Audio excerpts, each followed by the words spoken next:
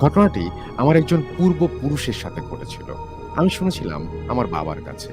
আমার দাদুর দাদুর নাম ছিল ফেলান শেখ। আমাদের গ্রামের বাড়ি বরিশাল। গ্রামে তার অনেক নামডাক ছিল কারণ তিনি জিনের আসর থেকে মুক্ত করা, জিন বশ করা এবং এ ধরনের বিভিন্ন সমস্যার সমাধান সম্পর্কে অনেক কিছু জানতেন এবং এতে খুব পারদর্শী ছিলেন। গ্রামের বাইরেও দূর-দূরান্ত থেকে তার কাছে মানুষ সাহায্য চাইতে আসতো। এরকমই একদিন সকালে তার কাছে একজন লোক ছুটে আসলো। তার স্ত্রীকে চিনে ধরেছে। তিনি তার সাথে গেলেন। তার স্ত্রীর চিকিৎসা করলেন। আর অনেক চেষ্টা করে জিনের আসর থেকে মুক্ত করলেন। সন্ধ্যার দিকে সেই বাড়ি থেকে তিনি বাড়ির উদ্দেশ্যে রওনা দিলেন নৌকায় করে। অনেক পথ পার হওয়ার পর নৌকাটি পাড়ে থামানো হতো যাতে যাত্রীরা বাথরুমের কাজ সেরে নিতে পারে। ইতোমধ্যে প্রচুর ঝড় বৃষ্টি। ফেরান শেখ লক্ষ্য করলেন পাড়ের কিছু দূরে দুজন লম্বা সাদা কাপড় পরিহিত পুরুষ কাদার ওপর দিয়ে দৌড়াতে দৌড়াতে নৌকার দিকে আসছে। তারা যাত্রীদেরকে বলল, "আমাদের বাড়ি ২ গ্রাম পর। আপনারা অনুমতি দেন যদি তাহলে আপনাদের সাথে যেতে চাই।" নৌকার যাত্রী কম হওয়ায় কারো কোনো অসুবিধা হলো না। তাই সবাই রাজি হয়ে গেল। হেলাল শেখ প্রায়ই জিনের আসর থেকে মানুষকে মুক্ত করতেন। তাই অনেক জিনেরই তার উপর ক্ষোভ ছিল। এই দুজন পুরুষ প্রকৃতপক্ষে জিন ছিল, যাদের উদ্দেশ্য ছিল ফেলান শেখের ক্ষতি করা।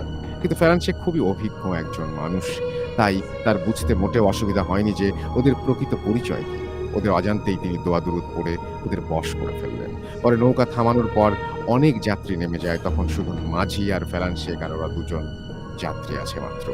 ওরা ফেলান শেখের পা ধরে মাফ চেয়ে বলল, "হুজুর, আমাদের ভুল হয়ে গেছে। আমরা বুঝতে পারিনি আপনি একজন দক্ষ লোক। দয়া করে আমাদের ছেড়ে দিন।" ফেলান শেখ হাসতে, হাসতে উত্তর দিল, "তোরা আমার ক্ষতি করতে এসেছিলি। তোদেরকে আমি কোনোভাবেই ছেড়ে দেব না। তোদেরকে আমি চাকর বানিয়ে রাখবো।" এই বলে তাদের চাকর বানিয়ে রাখলেন এবং তারপরে দেখলেন যে অদ্ভুত ব্যাপার যে মাঝেই তাদের বাসায় বিভিন্ন ধরনের কাজে তাদেরকে লাগানো হয় এবং যে কাজগুলো অনেক বেশি সময় লাগতো সেগুলো ১০ গুণ গতিতে এগোচ্ছে এবং যে নৌকাটি ছিল সে নৌকাটি একটা কাঠের নৌকা ছিল তাই ভেঙে যায়নি। না হলে টুকরো হয়ে যেত। ১০ গুণ গতিতে নৌকা চলছিল এবং কিছুক্ষণের মধ্যেই তারা বাড়িতে চলে যান এবং ঝড় বৃষ্টির মধ্যে সেখানে ফিরতে সকাল হয়ে যাওয়ার কথা কিন্তু ফজরের আজানও দেয়নি। তখন তারা বাড়িতে পৌঁছে যান। ফেলান শেখের স্ত্রীকে বলেন, "ওদের নাম সোমরা আর গোমরা। ওরা আজ থেকে আমাদের বাসায় থাকবে। ওদের কোনো টাকা দিতে হবে না, শুধু ৩ বেলা খাবার দেবে।"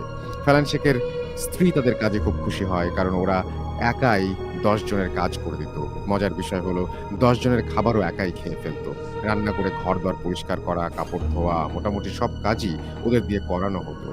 তো ফেলান শেখের স্ত্রী কাজে বরফের চাকা দরকার এবং তাদের আলসেমিতে ধরল এবং সে যেটা করল সেটা হচ্ছে বাইরে না গিয়ে সেখানেই হাত লম্বা করে বা কোনো একটা ভাবে মুহূর্তের মধ্যে কোনো একটা জায়গা থেকে সেটা এনে দিল এবং সাথে তার স্ত্রী ভয় পেয়ে যান এবং ফেলান শেখ আসার পরে তাদের সাথে কথা বলেন এবং ফেলান শেখ খুব উত্তেজিত হয়ে তাদেরকে বলেন, "আমি তোদেরকে বলেছিলাম যে তোদের আসল পরিচয় যেন কেউ জানতে না পারে। তোরা কাজটি ভালো করিসনি।"